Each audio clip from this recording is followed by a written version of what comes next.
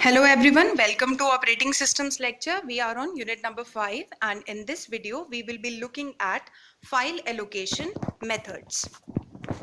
File allocation methods. अब allocation method से हम क्या समझते हैं?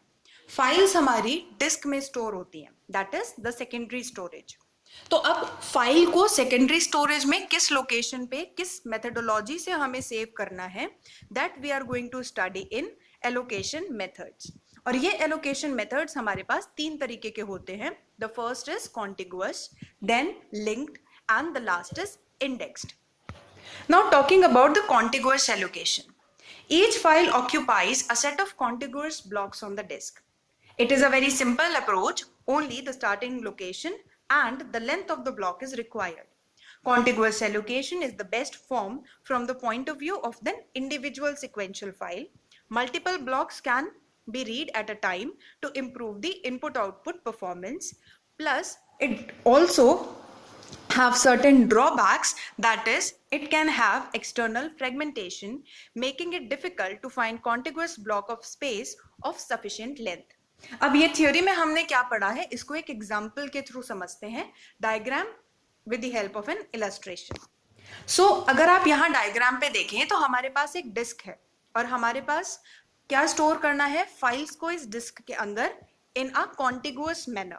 तो अब हम इसको किस तरीके से स्टोर करते हैं, अगर आप देखें तो एक टेबल मेंटेन करा गया है. यहाँ पर डायरेक्टरी स्ट्रक्चर मेंटेन है, उस डायरेक्टरी में इंफॉर्मेशन स्टोर्ड है, फाइल, उसका स्टार्टिंग पॉइंट और उसकी length.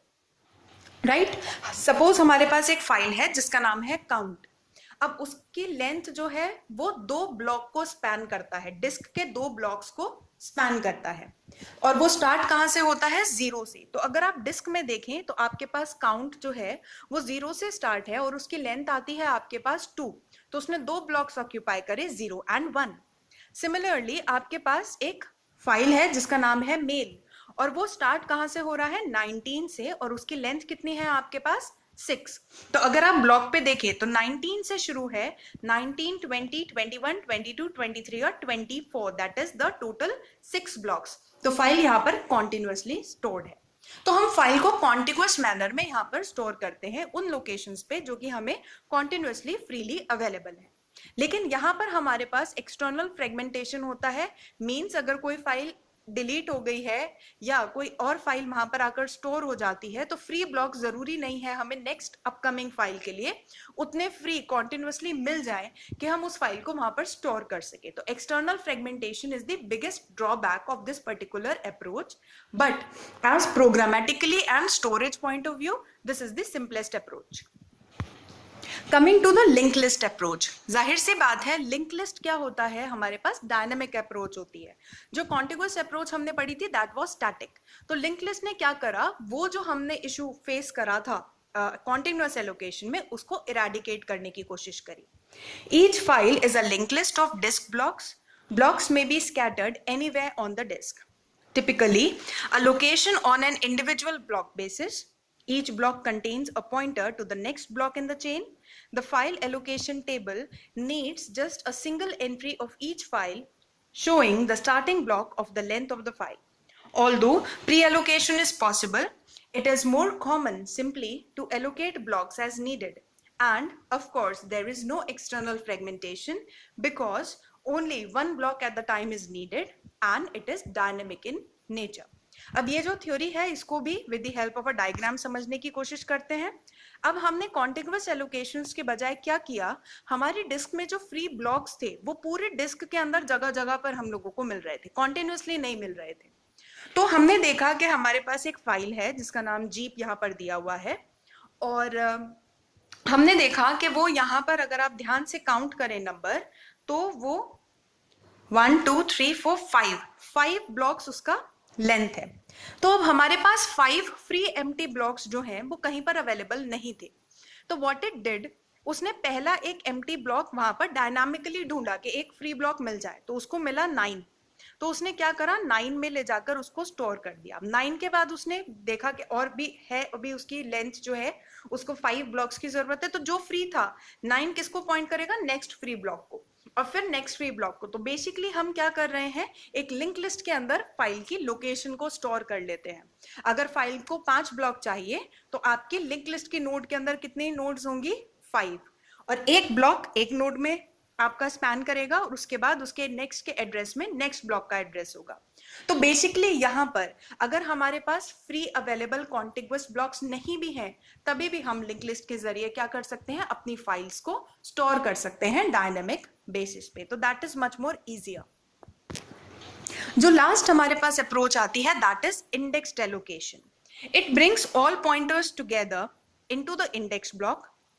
It follows the logical view and have an index table. It can also allow random access to the file and dynamic access as well without external fragmentation. But there is an overhead of creating an index block. अब यहाँ पर हमने क्या करा, जैसे हमारे पास book का index होता है उसी तरीके से हमने फाइल्स के लिए भी इंडेक्स जो है वो जनरेट किया।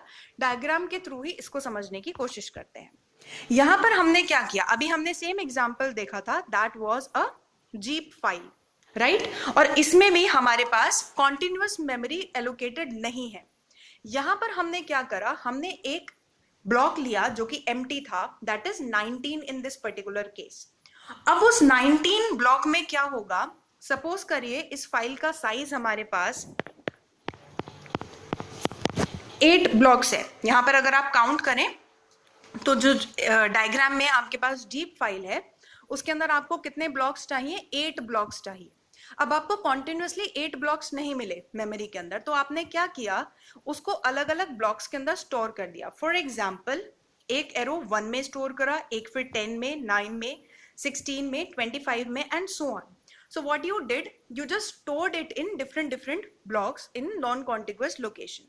और आपने क्या करा, एक ब्लॉक लिया, दैट इज जो भी फ्री ब्लॉक था, इस केस के अंदर 19, और उस 19 ब्लॉक में जाकर आपने क्या स्टोर कर दिया कि ये फाइल कहाँ कहाँ स्टोर्ड है। तो वो 9 में स्टोर्ड था, उसका पहला पार्ट कहाँ स्टोर था, ब्लॉक नंबर 9 में। उसका सेकंड पार्ट कहाँ पर स्टोर था, ब्लॉक नंबर 16 में।